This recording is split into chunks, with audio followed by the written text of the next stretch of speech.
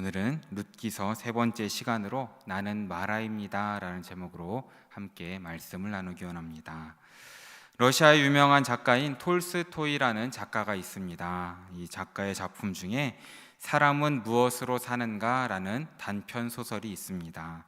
읽어보신 분들도 계실 테고 아니신 분들도 있을 텐데 제가 잠깐 짧게 줄거리를 말씀드리고자 합니다. 이 소설에는 미하일이라는 천사가 등장을 합니다. 이 천사는 하나님의 명령을 받아서 사람들의 영혼을 데려오는 임무를 수행하는 천사였습니다. 그러던 어느 날 하나님의 명령을 받아 영혼을 데려와야 할 사람을 찾아갔습니다. 그런데 그곳에는 이제 막 쌍둥이를 낳은 여인이 있었습니다. 여인은 천사에게 이야기를 합니다. 자신이 지금 죽으면 이제 막 낳은 쌍둥이가 죽을 것이니 살려주세요 라고 애원을 하죠. 결국 천사 미하일은 자신의 임무를 포기하고 하늘로 돌아갑니다. 하나님은 이 천사에 대한 미하일에 대한 불순종의 징계로 사람이 되어서 그들 속에서 살며 세 가지 의문을 해결하면 다시 천사가 될 것이다 라고 말씀하셨습니다. 그 세 가지 질문은 사람의 마음속에는 무엇이 있는가, 사람에게 주어지지 않은 것은 무엇인가, 그리고 해결해야 할 마지막 질문이 바로 책의 제목인 사람은 무엇으로 사는가 라는 질문이었습니다. 사랑하는 성도님들, 사람은 과연 무엇으로 살겠습니까? 사람들이 말하는 것처럼 돈으로 살겠습니까? 아니면 정으로 살겠습니까? 아니면 권력이나 명예로 살겠습니까? 톨스토이는 신실한 그리스도인이었기 때문에 이 질문에 대한 답을 이 소설에서 이야기해주고 있습니다. 천사 미하일이 사람이 되어서 땅으로 내려온 지 6년째 되던 어느 날에 자신에게 살려달라고 했던 그 여인이 낳은 쌍둥이가 건강한 모습으로 자랐고 미하일이 일하는 가게에 온 것을 발견하게 됩니다. 그래서 이 미하일은 대체 어떻게 이렇게 잘 자랐는지 영문을 듣고 환하게 웃으면서 다시 천사가 되어서 하늘로 올라가게 됩니다. 아무도 지켜줄 수 없을 것 같던 이 아이들을 이웃에 살던 여인이 돌보아 주었고 결국 이 두 아이를 양자로 삼아 사랑으로 키웠다라는 것이죠. 사람은 무엇으로 사는가? 라는 질문에 톨스토이가 대답하는 답은 사람은 사랑으로 산다라는 것입니다. 이 땅을 사는 우리들은 주님께서 이미 하신 그 사랑으로 사는 사람들이고 그 사랑을 표현하기 위해 살아가고 있다는 것을 기억하시는 우리 성도님들 되시길 진심으로 바랍니다. 만약 우리가 주님을 사랑하고 이웃을 사랑하고 있으면 우리는 정말로 살아있는 삶을 사는 것이다 라는 것을 늘 마음에 새기시길 진심으로 바랍니다. 지난 시간 우리는 아무것도 없었고 또 아무것도 해줄 것이 없는 나오미를 이 헤세드의 사랑으로 끌어안은 룻에 대한 이야기를 함께 살펴보았습니다. 이 룻은 분명히 새 출발을 할 수 있었던 사람이었습니다. 딸린 자녀도 없었고 젊은 나이였기 때문에 마음만 먹으면 다시 결혼을 해서 행복한 가정을 이룰 수 있었을 테죠. 하지만 룻은 자기 미래에 대한 가능성을 다 내려놓습니다. 그리고 텅 빈 시어머니 나오미를 끌어안아 그 헤세드의 사랑으로 하나가 되었다라고 말씀을 드렸습니다. 그래서 오늘 말씀에서는 이 헤세드의 사랑이 만들어내는 기적이 무엇인지 함께 말씀을 통해 살펴보고자 합니다. 우리가 읽은 오늘 본문 19절에서 22절까지 말씀은 이미 우리가 살펴보았던 베들레헴이라는 단어로 연결이 되어 있습니다. 19절 말씀을 보면 베들레헴까지 갔더라 라는 말로 시작을 했고 22절 말씀을 보면 베들레헴에 이르렀더라 라고 마무리를 짓게 됩니다. 그리고 또한 1장의 시작 역시도 그 땅 베들레헴의 흉년이 드니라 라는 것을 우리가 기억을 하면 1장은 온통 베들레헴이라는 지명으로 채워져 있다라는 것을 보게 되는 것이죠. 룻기 첫 번째 시간에 말씀드렸던 것이 베들레헴이 빵집이다 라고 말씀을 드렸습니다. 그리고 이 모든 문제가 빵집에 빵이 없는 상태, 즉 베들레헴에 기근이 임하였기 때문에 일어난 것이다 라고 말씀을 드렸죠. 빵이 없는 빵집을 사람들이 떠나는 것이 당연하듯이 베들레헴을 떠나는 것도 어쩌면 어쩔 수 없는 선택이었다라고 말씀을 드렸습니다. 그리고 빵이 없는 빵집과 같은 상태가 어쩌면 예수님이 없는 교회의 모습이 아닐까라고도 우리는 한번 생각해 봐야 될 것 같습니다. 그래서 베들레헴의 모습 또한 사람들의 말과 행동을 이 당시의 이야기에서 끝나지 않고 오늘날 교회의 모습과 함께 생각해 보려고 합니다. 이제 나오미는 룻과 함께 베들레헴이라는 곳에 도착을 합니다. 근데 이 베들레헴 사람들이 나와서 나오미를 환영하는 모습을 보게 됩니다. 이 환영과 인사 가운데 우리는 어떤 것을 생각할 수 있겠습니까? 오늘 말씀에서 이 양식이 풍성한 베들레헴, 그러니까 하나님의 임재와 예수 그리스도를 회복한 교회 공동체에서 울려 퍼져야 하는 말이 어떤 것인지를 오늘 말씀을 통해서 함께 들어보고자 합니다. 1장 6절 말씀을 보면 나오미가 베들레헴으로 다시 돌아오는 이유가 나옵니다. 6절 말씀을 함께 읽어보겠습니다.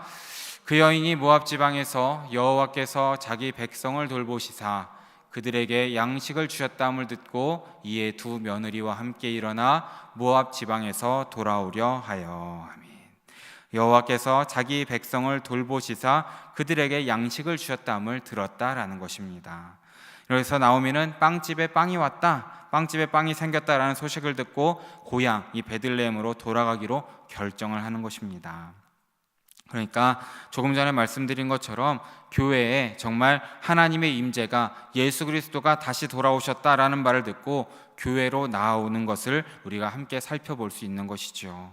하나님의 능력이 회복된 교회, 바로 이 교회가 그리스도로 충만한 상태다라는 것입니다. 그럼 이 주님의 임재가 회복된 교회가 갖는 특징이 무엇이겠습니까? 가장 먼저 발견되는 베들레헴의 특징은 베들레헴 사람들이 나오미를 처음 만났을 때 하는 말에서 우리가 생각해 볼 수 있습니다. 우리 19절 말씀을 함께 읽어보겠습니다.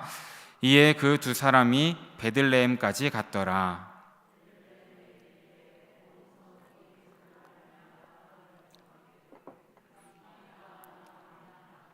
아멘. 나오미와 룻이 베들레헴에 들어갑니다. 그때 온 베들레헴 성읍이 아주 떠들썩해졌죠. 사람들은 나오미를 모두 알아본 것입니다. 요즘이야 마스크를 쓰고 생활을 하다 보니까 얼굴을 잘 알아보지 못할 때도 많지만 이 당시는 마스크도 쓰고 있지 않았고 또한 10년이라는 세월이 길기는 하지만 얼굴을 알아보지 못할 정도로 긴 시간은 아니다라는 것이죠. 그래서 마을 주민 중에는 10년 전에 기근 때에 이민을 간 엘리멜렉 집안에 대해서 기억하는 사람들이 많이 있었던 것입니다. 그래서 그들이 19절 후반절에서 나오미에게 이렇게 묻는 것이죠. 이 이가 나오미냐라는 것입니다. 하지만 이 말씀을 새번역 성경을 보면 이게 정말 나오미인가? 라고 하는 탄식의 그런 감탄사라는 것을 우리가 볼 수 있는 것입니다. 이것은 쉽게 풀면 이렇게 쉽게 탄식으로 볼 수 있습니다. 네가 정말 10년 전에 이곳을 떠났던 나오미가 정말 맞느냐? 도대체 왜 이렇게 심하게 힘들게 바뀌었느냐? 도대체 10년 동안 어떤 일이 있었길래 내 모습이 이렇게 처량하냐? 너의 남편은 어디 갔고 함께 갔던 두 아들은 대체 어디 갔느냐? 기쁨이라 불렸던 너는 어디 있고 왜 이렇게 망가졌느냐? 라고 하는 안타까워하는 탄식의 말이다라는 것이죠. 그러니까 결국 베들레헴 사람들이 이 나오미에게 하는 말은 너는 나오미이긴 하지만 나오미가 아니구나 라고 말을 하고 있는 것입니다. 저는 조금 전 풍족해진 이 베들레헴은 이 땅을 참되게 회복된 교회를 상징한다라고 말씀을 드렸죠. 그렇다면 이 베들레헴 사람들이 하고 있는 말 역시도 이 땅에 회복된 교회가 빵을 찾고자 예수님을 찾고자 돌아온 이 세상 사람들을 향해 들려주어야 하는 말이 되어야 되는 것입니다. 그리고 이것은 역사 속에 있는 참된 교회들의 공통된 특징이라는 것이죠. 교회는 교회에 찾아오는 모든 사람들을 향해서 가장 먼저 분명하게 선포해야 될 것이 있습니다. 무엇이겠습니까? 바로 당신은 죄인입니다 라는 선언입니다. 룻기의 말로 하면 너는 나오미가 아니구나 라는 말이죠. 즉 당신은 의인이 아닙니다 라고 말을 하는 것이 바로 교회라는 것입니다. 교회는 세상을 향해서 죄인이다라고 선포할 수 있어야 함을 기억하시기 바랍니다. 그리고 또한 영적으로 얼마나 가난한지를 깨닫게 줘야 함도 함께 기억하시길 진심으로 바랍니다. 교회는 스스로를 기쁨이라고 생각하는, 나음이라고 생각하는 사람들에게, 또한 스스로 부자라고 생각하는 사람들에게, 정말 자신이 힘 있고 능력 있고 자기의 힘과 능력으로 정말 천국도 스스로 들어갈 수 있다고 하는 사람들에게 그 마음을 철저히 부수어서 그 마음을 낮아지게 만드는 곳이 되어야 한다라는 것임을 기억하시길 진심으로 바랍니다. 사랑하는 여러분, 교회는 세상을 향해서 너는 나오미가 아니야 라고 가르쳐줘야 되는 것입니다. 베들레헴은 나오미의 눈치를 보지 않았던 것이죠. 그래서 나오미의 이 상태를 있는 그대로 가르쳐 준 것입니다. 너는 나오미가 아니구나 라는 것입니다. 이 땅의 교회인 우리 영일 공동체 역시도 이 땅의 인생의 이 비참한 상태를 그대로 말하고 전해야 함을 기억하시길 진심으로 바라겠습니다. 이렇게 베들레헴 사람들의 진심 어린 탄식을 들은 나오미가 이제 보이는 반응이 20절과 21절에 나와 있습니다. 우리 함께 20절과 21절 말씀을 읽어보겠습니다. 나오미가 그들에게 이르되 나를 나오미라 부르지 말고 나를 마라라 부르라. 이는 전능자가 나를 심히 괴롭게 하셨음이니라. 내가 풍족하게 나갔더니 여호와께서 내게 비어 돌아오게 하셨느니라.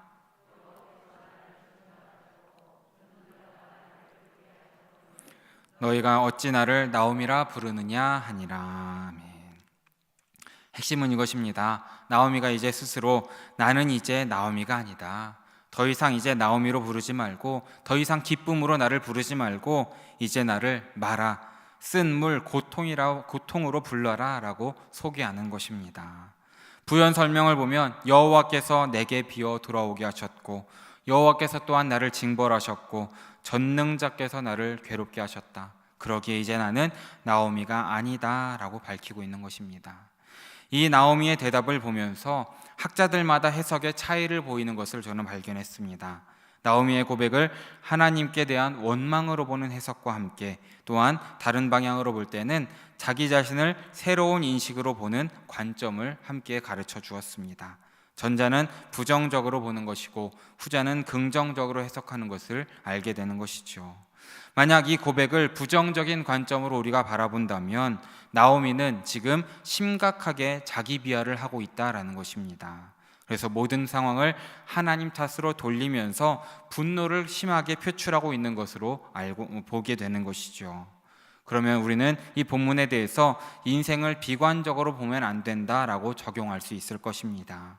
그래서 자신을 절망적으로 묘사하는 것은 좋지 않기 때문에 긍정적, 적극적인 사고방식을 가지고 어려운 상황을 극복을 해야 한다라고 적용하면서 많은 분들이 이렇게 해석하시는 것을 찾아보았습니다.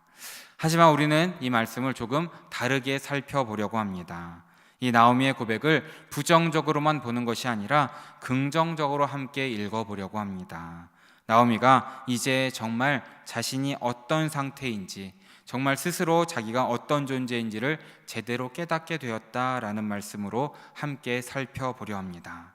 왜냐하면 우리가 1장에서 살펴보고 있는 나오미의 상태가 결코 이렇게 부정적인 그런 상태로만 채워져 있지만은 않기 때문이죠. 일단 우리가 보는 나오미는 완전한 사랑인 헤세드를 행하는 룻 옆에 있는 사람이었습니다. 그리고 회복된 이스라엘을 상징하는 이 양식이 풍부한 베들레헴의 이웃들이 나오미를 둘러싸고 있다라는 것을 오늘 말씀에서 알고 있는 것입니다. 아직 무언가 채워져 있진 않습니다. 하지만 이 나오미의 텅 빈 것을 채우기 위한 준비가 차근차근 진행이 되고 있다라는 것을 말씀을 통해 깨닫게 되는 것이죠. 그렇다면 우리는 이 나를 마라라 불러라, 나는 마라입니다 라는 이 나오미의 고백을 어떻게 긍정적으로 볼 수 있겠습니까? 먼저 나오미는 이 베들레헴 사람들이 하는 자신에 대한 평가를 제대로 받아들였다라고 볼 수 있는 것입니다. 앞에서 언급했지만 베들레헴 교회는 나오미에게 너는 나오미가 아니다 라고 말합니다. 다시 말해서 너는 너의 힘으로, 너의 능력으로, 너의 가진 것으로 하나님 나라에 들어갈 수 없다. 너는 죄인이다 라고 가르쳐 주는 것입니다. 그때에 주님의 사랑을 받은 죄인이 이렇게 대답하는 것이죠. 그렇습니다. 저는 기쁨이 아닙니다. 나오미가 아닙니다. 의인이 아닙니다. 저는 제 힘과 능력으로 천국에 갈 수 없습니다. 저는 저는 죄인임을 고백합니다. 저를 불쌍히 여겨주소서라고 고백할 수 있는 것입니다. 이렇게 지금 나오미는 자신이 마라됨을, 자신이 죄인됨을 고백하고 있는 것입니다. 자신이 기쁨이 아니라 철저하게 죄인이고 이 죄인에게 은혜가 없으면 나는 아무것도 할 수가 없습니다 라고 지금 스스로 인정하고 있다라는 것입니다. 오직 자신이 병자라는 것을 아는 환자가 의사에게 나아가듯이 나오미 역시도 자신이 죄인 된 것을 고백함으로 죄를 사하시는 권세를 가지신 하나님 앞에 은혜를 구하면서 한 걸음 한 걸음 나아가고 있다라는 것을 기억하시길 진심으로 바라겠습니다. 사랑하는 여러분, 우리도 마찬가지입니다. 우리도 하나님의 사랑을 가장 먼저 경험하고 만났을 때 가장 먼저 바뀌는 것은 우리의 상태를 제대로 바라볼 수 있어야 한다라는 것입니다. 과거에 죄된 것을 다 내려놓고 주님, 제가 죄인입니다. 주님, 저의 힘으로는 할 수 없습니다. 저를 도와주세요 라고 외칠 수 있어야 한다라는 것이죠. 이제라도 다시금 주님을 부르시면서 주님의 은혜와 도우심을 구하시는 사랑하는 영일의 성님들 모두 되시기를 진심으로 바라겠습니다. 또한 이 나오미의 고백에서 알 수 있는 또 하나의 변화는 나오미 자신이 경험한 이 모든 것의 배후에는 하나님이 계시다라는 것을 깨달았다라는 것입니다. 나오미는 20절과 21절 말씀에서 하나님을 전능자라고 표현을 합니다. 이 전능자가 히브리어로는 샤다이라고 쓰고 있는데 이 말은 하나님의 능력을 강조하는 표현입니다. 다시 말해서 나오미는 나는 능력의 하나님께 맞아서 이렇게 깨어졌습니다 라고 고백하는 것입니다. 그러니까 자신의 이 텅 빈 상황, 이 모든 고통의 출처가 하나님입니다 라고 고백하고 있는 것입니다. 젊어 고생은 사서도 한다라는 속담을 다 아실 것입니다. 젊어서 하는 고생으로 인생의 중요한 교훈들을 많이 배울 수 있기 때문에 결국에는 우리 인생의 많은 것도 유익이다라는 의미가 담긴 속담이죠. 어떤 부분에서는 이 말이 맞습니다. 그런데 요즘은 반론이 있습니다. 이 속담을 비꼬아서 요즘은 이런 말도 있다고 합니다. 젊어 고생하지 마라, 골병 든다라고 말합니다. 청년들이랑 교제를 하다 보면 후자의 속담 역시도 많은 경우에 사실이다라는 것을 깨닫게 됩니다. 너무 힘들게 젊은 시절을 보내다 보면 청년들이 길을 펴지 못할 때도 있고 오랜 시간을 그렇게 보내는 것도 지켜보기 때문이죠. 똑같은 고생을 합니다. 똑같은 힘든 것이 있습니다. 그런데 어떤 사람은 무엇을 배우고 어떤 사람은 망가지기만 한다라는 것이죠. 왜 이런 차이가 생기겠습니까? 저는 이 고난을 바라보는 관점의 차이 때문이 아닐까라고 생각을 해보았습니다.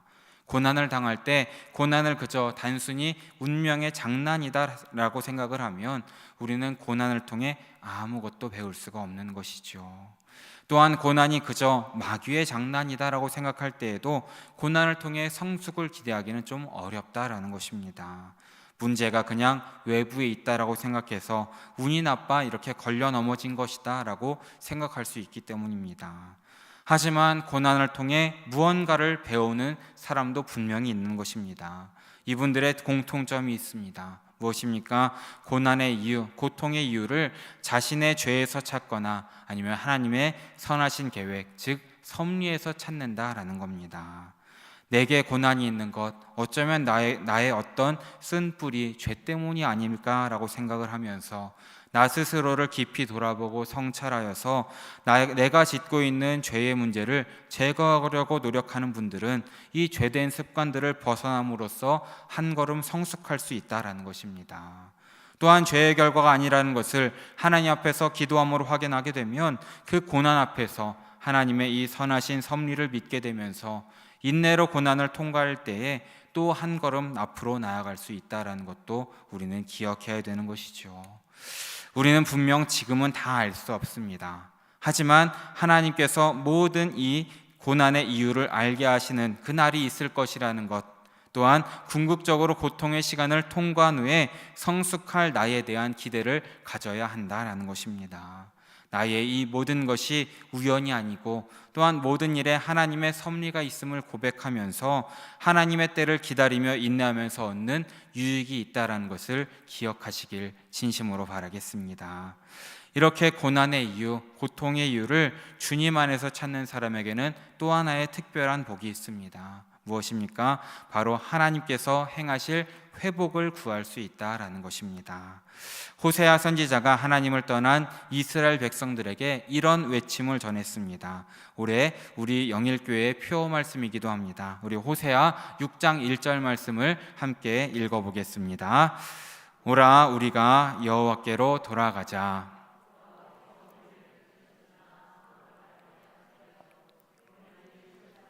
싸매어 주실 것임이라. 아멘.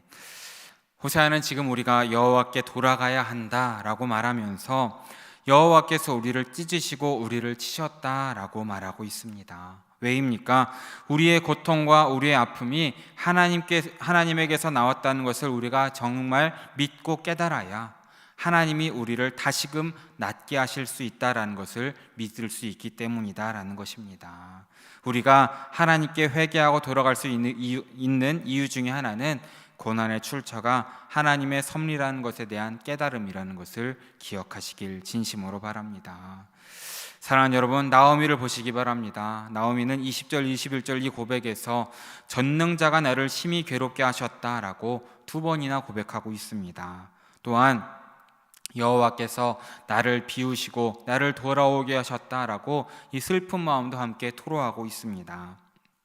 그런데 지금 이렇게 말하고 있는 나오미는 자신을 때리고 자신을 비워내신 여호와, 자신을 심히 괴롭혔다라고 말하고 있는 이 하나님께 한 걸음 한 걸음 걸어나가고 있다는 것을 우리는 기억해야 되는 것입니다.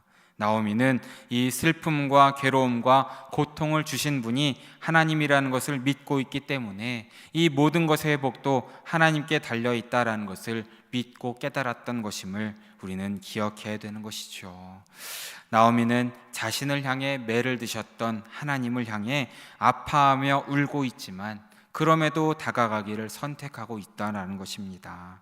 매를 들고 계신 하나님의 손을 본 것이 아니라 그 매를 들고 자신을 때리시는 하나님 아버지의 고통으로 일그러진 그 하나님의 얼굴을 보고 있는 것입니다. 그리고 그 하나님의 얼굴에서 아버지의 사랑을 깨달은 것이죠. 그래서 울면서 때리고 있는 아버지에게 다가가 나오미는 안겨 있는 것입니다. 그래서 하나님께서는 이 더 이상 때리지 않고 큰 손과 편팔로 이 나오미를 안아주셨다라는 것을 기억하시길 진심으로 바랍니다. 그러기에 사랑하는 성도님들도 혹시라도 어떤 고난, 어떤 아픔이 있으실 수도 있습니다. 하지만 이 모든 것 가운데에 싸매주시고 고쳐주시는 하나님을 바라보시면서 하나님께 나아가시길, 그러므로 하나님께로부터 회복을 얻으시는 우리 성도님들 모두 되시길 진심으로 바라겠습니다. 이렇게 자신이 누구인지를 정확히 알고 또 자신을 치신 분이 정확히 누구인지 아는 나오미가 룻을 데리고 베들레헴, 하나님의 임재로 충만한 신앙 공동체로 돌아오게 된 것입니다. 이제 이들은 자신들의 찢겨진 것들과 이 상한 것들의 치유와 회복을 경험할 것입니다. 그리고 오늘 본문인 22절 말씀은 이 텅 빈 것이 어떻게 채워질지에 대한 예고의 말씀을 보여주고 있습니다. 우리 22절 말씀을 마지막으로 함께 읽어보겠습니다. 나오미가 모압 지방에서 그의 며느리 모압 여인 룻과 함께 돌아왔는데 그들이 보리 추수 시작할 때에 베들레헴에 이르렀더라. 아멘. 성경 기자는 일부러 이 두 여인이 베들레헴에 들어온 때가 보리 추수 시작할 때라고 밝히고 있습니다. 나오미가 이것을 계산하고 온 것은 아닐 것입니다. 그저 도착했더니 바로 이때였던 것입니다. 보리를 추수하는 때에, 바로 베들레헴에 빵이 넘치는 바로 그때에 두 과부가 베들레헴에 도착했다라는 것입니다. 이렇게 베들레헴에 도착한 시기를 보리 추수 때라고 밝히는 것은 이제 이들이 받을 하나님의 회복의 역사를 예고하고 있는 것입니다. 이들이 돌아온 때가 언제라는 것입니까? 은혜의 때고 축복의 때다라는 것을 밝히는 것이죠. 성경은 이 빵집으로 돌아온 빵 없는 사람들이 이제 어떻게 조금씩 풍성해질지 우리로 하여금 기대하게 만들고 있다라는 것입니다. 우리는 그럼 이 보리추수 시작할 때라는 것을 지금 우리의 상황으로 바꾸어 어떻게 적용할 수 있겠습니까? 이 보리추수 시작할 때에는 유대인 명절이 있는 시기입니다. 언제겠습니까? 바로 6월절입니다. 첫 곡식단을 하나님께 바치는 절기가 바로 6월절의 한 부분이었습니다. 그리고 6월절은 다들 아시다시피 애굽에서 이스라엘 백성이 해방된 것을 기념하는 명절인 것이죠. 예수님께서도 스스로를 이 6월절 어린 양으로 고백을 하십니다. 그러면서 십자가를 지고 죽으시는 시기도 이 절기에 맞추셨다는 것을 우리는 알고 있습니다. 그래서 우리에게 이 6월절이라는 절기는 우리를 위해서 희생의 제물이 되신 예수 그리스도를 가장 많이 기억하게 하는 명절이다라는 것이죠. 그런데 이 나오미와 룻이 베들레헴에 돌아간 그때가 바로 이 6월절과 관련된 이 보리추수 시작할 때였다라는 것입니다. 내가 죄인임을 깨닫고 나의 생애 가운데 있었던 많은 일이 좋은 일이건 나쁜 일인 건 다 하나님께로부터 온 것을 믿고 모든 일이 하나님 아버지께 다시금 돌아오라는 사인으로 알고 돌아간 그 신앙 공동체에서 결국 만난 것이 무엇이라는 것입니까? 바로 6월절 어린 양으로 이 땅에 오신 예수님을 만나게 된다라는 것임을 믿으시기 바랍니다. 사랑하는 여러분, 하나님이 우리를 치셨습니다. 하지만 하나님께서 우리를 쌓아매실 것입니다. 하나님이 우리를 텅 비게 하셨습니다. 하지만 이제 돌아온 우리를 하나님께서 가득 채우실 것임을 믿으시기 바랍니다. 사랑하는 여러분, 우리는 고난 주간을 보내고 있습니다. 특별히 내일부터는 성목요일, 성금요일, 성토요일로 이 거룩하게 하루하루를 보내는 기간입니다. 이 기간 동안 더욱더 이 주님의 고난과 은혜를 묵상하시는 기간 되시길 진심으로 바랍니다. 또한 오늘 말씀을 함께 기억하시면서 주님, 제가 마라입니다 라고 고백하면서 우리의 죄를 주님 앞에 내려놓고 주님께 고백하고 하나님의 6월절 어린 양으로 우리에게 찾아오시는 그 예수님을 만나시는 이 기간 되시기를 진심으로 바라고 축원합니다. 함께 기도하겠습니다. 사랑의 주님, 오늘도 이렇게 수요일 저녁 잊지 않고 예배의 자리에 불러주심에 또한 각자의 자리 가운데 주님께 예배할 수 있도록 인도하심에 너무나 감사드립니다. 주님, 우리가 고난 주간을 보내면서 오늘 이 룻기 말씀을 통하여서 깨달음을 주심에 너무나 감사드립니다. 주님 앞에서 우리가 늘 마라이고 죄인임을 깨달을 수 있는 그런 믿음을 우리에게 허락하여 주시옵소서.